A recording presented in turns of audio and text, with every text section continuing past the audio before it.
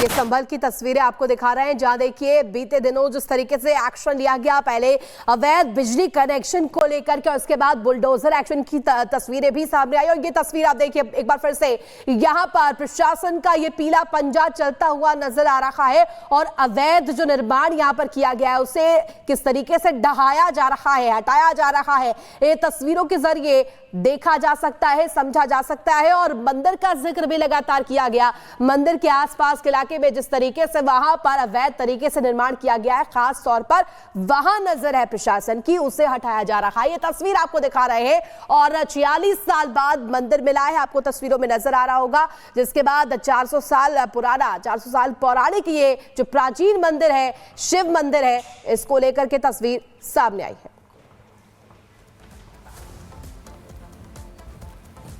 आज बिल्कुल देखिए संभल में बुलडोजर एक्शन एक बार फिर से शुरू हो गया। तस्वीरें मैं आपको दिखा दूं कि जिस जगह से मंदिर मिला था वहां से तकरीबन 500 से 700 मीटर दूर ही ये एक तरीके चमन सराय है और यहाँ पर जो अतिक्रमण था, बाहर फुटपाथ पे जो अतिक्रमण था उस पर बुलडोजर की जो कार्रवाई है वो साफ तौर पर आप यहाँ पर देखेंगे बुलडोजर बिल्कुल सामने है और जहां जहां अतिक्रमण एडमिनिस्ट्रेशन को मिल रहा है वहां कार्रवाई अब यहाँ पर बुलडोजर के जरिए की जा रही है। आप देखिए जो पीला पंजा है वो किस कदर अतिक्रमण को लेकर कार्रवाई कर रहा है और जितनी भी जगहों पर अतिक्रमण किया गया है वहां से बुलडोजर कार्रवाई आपको साफ तौर पर नजर आ जाएगी। एडमिनिस्ट्रेशन का साफ तौर पर कहना है कि अतिक्रमण को लेकर किसी को बख्शा नहीं जाएगा। हालांकि कुछ लोग देश का नंबर 1 चैनल रिपब्लिक भारत आपके साथ, मैं हूं सुमित चौधरी। इस बुलेटिन मेरे साथ मेरी दो सहयोगी अनामिका और साथ ही ऋतु भी होंगी। और सबसे पहले बात जो है वो बिहार की बीपीएससी के अंदर जिस तरीके से हंगामा देखने को मिला था प्री एग्जाम के दौरान, उसका सीसीटीवी जो वीडियो है वो सामने यहां पर आया है। आप सीसीटीवी तस्वीरें यहां पर देखिए आखिर किस तरीके से जो हंगामा है वो सेंटर पर यहां पर किया गया था। आपको बताएं कि 13 दिसंबर को कुम्हरार के बाबू परीक्षा केंद्र में अचानक से कुछ लोग एग्जाम हॉल में आते हैं और शोर मचाते हुए बच्चों के पेपर फेंकते हुए यहां पर दिखते हैं और पेपर लीक की अफवाह उड़ाते हैं। प्री एग्जाम रद्द करने की बात कर छात्रों को उकसाते हैं और इसके बाद कुछ और छात्र सेंटर के गेट पर पहुंच जाते हैं, हंगामा करने लगे और पटना के डीएम ने कहा है कि मामले में 2 एफआईआर भी दर्ज की गई हैं। उपद्रवियों की पहचान और गिरफ्तारी के लिए 2 टीमें यहां पर बनाई गई हैं। अब सीसीटीवी तस्वीरें लगातार सामने आ रही हैं जिसमें साफ दिखता है कि आखिर कैसे कुछ जो लोग हैं वो सेंटर के अंदर घुस जाते हैं, कैसे जो छात्र वहां पर एग्जाम दे रहे थे उनके पेपर को लेकर फेंकने लगते हैं, वहां पर हंगामा करते हैं और ये अफवाह उड़ाते हैं कि पेपर लीक हो चुका है। 13 दिसंबर कुम्हरार के बापू परीक्षा केंद्र की ये तस्वीरें हैं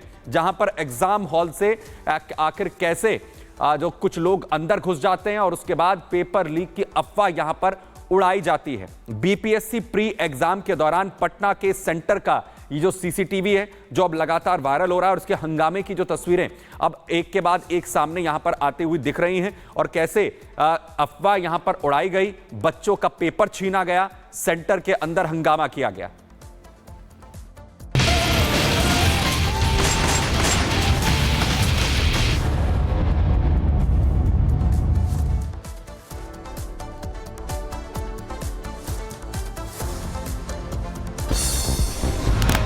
संभल में मंदिर के पास मिले कुएं की खुदाई का काम जारी है, पुलिस अधिकारियों की मौजूदगी में जारी है खुदाई का काम। संभल में 46 साल बाद खुला शिव मंदिर, सुबह से शुरू हुई पूजा अर्चना, मंदिर में जुटी लोगों की भारी भीड़। संभल में दशकों बाद खुले मंदिर में डीएम और एसपी ने की पूजा अर्चना, शिवलिंग और कुएं की कार्बन डेटिंग के लिए डीएम ने एसआई को लिखा पत्र। संभल में बिजली चोरी अतिक्रमण पर डीएम का बयान, कहा बिजली चोरी मामले में अब तक दर्ज हुई है 46 एफआईआर। अतिक्रमण विरोधी अभियान को लेकर हुई मुनादी, 6 टीमों के साथ साथ 6 बुलडोजर भी तैनात किए गए। विजय दिवस के मौके पर देश भर में शहीद सैनिकों को किया गया नमन। 1971 के भारत पाक युद्ध में भारतीय सेना के ऐतिहासिक जीत का मना रहे हैं जश्न। विजय दिवस पर राष्ट्रपति द्रौपदी मुर्मू ने किया ट्वीट, बहादुर सैनिकों को अर्पित की श्रद्धांजलि, कहा जवानों ने अपनी बहादुरी के बल पर 1971 में युद्ध की जीत हासिल की। विजय दिवस के मौके पर रक्षा मंत्री राजनाथ सिंह ने किया ट्वीट, भारत की सशस्त्र सेनाओं की बहादुरी और बलिदान को सम्मान दिया। विजय दिवस के अवसर पर उत्तर प्रदेश के मुख्यमंत्री योगी आदित्यनाथ ने ट्वीट कर प्रदेशवासियों को दी बधाई, सर्वोच्च बलिदान के लिए शहीद सैनिकों को नमन किया। विजय दिवस समारोह आज कोलकाता में, विजय दिवस समारोह में बांग्लादेश प्रतिनिधिमंडल के शामिल होने की संभावना। पटना में बीपीएससी की परीक्षा के दौरान छात्रों का बवाल सामने आया है। ओएमआर शीट लूटने का सीसीटीवी फुटेज भी सामने आया। परीक्षा रद्द करने की साजिश, 2 एफआईआर दर्ज, सीसीटीवी के जरिए की जा रही है उपद्रवियों की पहचान। जयपुर में कोचिंग सेंटर में गैस लीक होने से 12 से ज्यादा छात्र छात्राएं बेहोश हुई, अस्पताल में कराया गया भर्ती। जयपुर के महेश नगर थाना क्षेत्र के गोपालपुरा की घटना। कोचिंग सेंटर में छात्राओं के बेहोश होने के बाद छात्रों का फूटा गुस्सा। कोचिंग सेंटर के बाहर छात्रों ने दिया धरना। जयपुर के एसडीएम ने छात्रों से बातचीत की है। जयपुर में कोचिंग क्लास में गैस रिसाव का मामला आया सामने। सचिन पायलट ने किया पोस्ट, घटना को बताया चिंताजनक, मामले की होनी चाहिए जांच। जिम्मेदार कौन है, लापरवाही बरतने वाले पर सख्त कार्रवाई हो। संविधान पर आज राज्यसभा में चर्चा। सुबह 11 बजे से चर्चा में बीजेपी की ओर से कई सांसद शामिल होंगे। जेपी नड्डा, अमित शाह सदन में बोलेंगे। निर्मला सीतारमण समेत सुधांशु त्रिवेदी को भी मौका मिला। आज से उत्तर प्रदेश विधानसभा का शीतकालीन सत्र 17 को पेश होगा अनुपूरक बजट।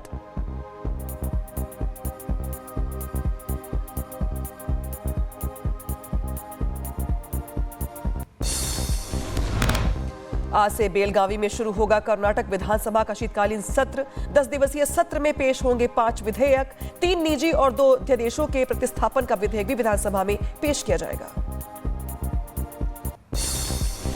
आम आदमी पार्टी आज दिल्ली में लगाएगी महिला अदालत। दिल्ली की कानून व्यवस्था को लेकर के बीजेपी पर करेगी हमला। केजरीवाल के साथ अखिलेश यादव होंगे शामिल।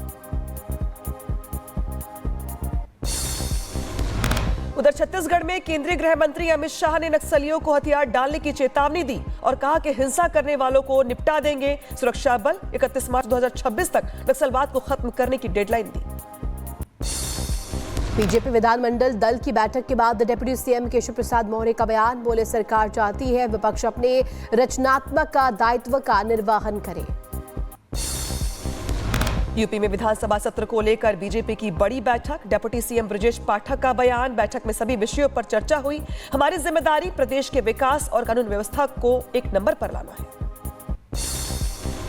महाराष्ट्र में महायुति कैबिनेट का विस्तार। राज्यपाल ने 39 विधायकों को दिलाई मंत्री पद की शपथ। CM Fadnavis, deputy CM Eknath Shinde, Ajit Pawar मौजूद रहे।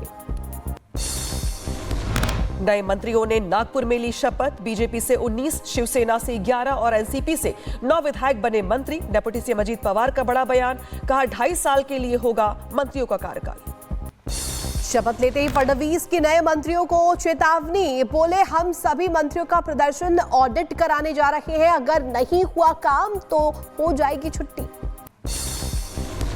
शपथ ग्रहण समारोह के बाद डिप्टी सीएम एकनाथ शिंदे का बड़ा बयान। बोले, मैं यहां पर नया हूं, विपक्ष वही है, हमने एक टीम के रूप में काम किया है। मंत्रियों के विभागों के बंटवारे पर बोले सीएम देवेंद्र फडणवीस। कहा, अगले 2-3 दिनों में होगा मंत्रियों का विभागों का बंटवारा। नागपुर में आज से महाराष्ट्र विधानसभा